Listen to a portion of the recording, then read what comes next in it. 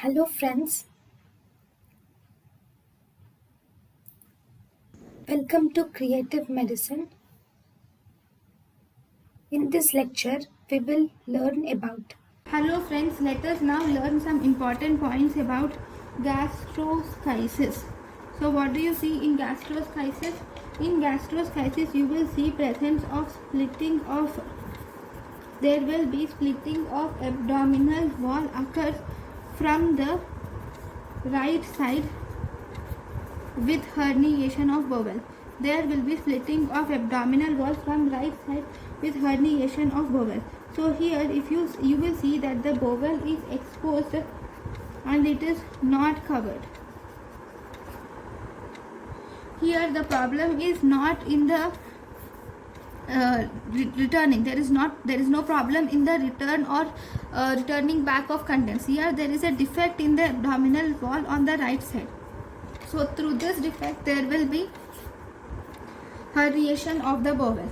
So the bowel is not exposed and not covered. The bowel is exposed and not covered, and this bowel will become thickened and it will be matted and it will be edematous.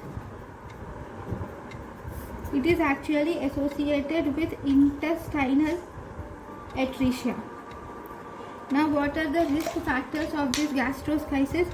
So if you see, the risk factors include, it is associated with history of intake of alcohol, smoking, and it is also associated with history of intake of drugs like aspirin, especially during the first trimester, or it is associated with history of intake of ibuprofen and pseudoephedrine.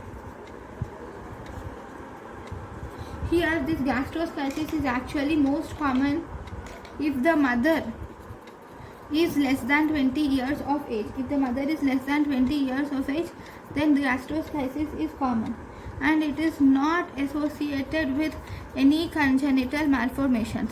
Because it is not associated with any congenital malformations, this has a good prognosis.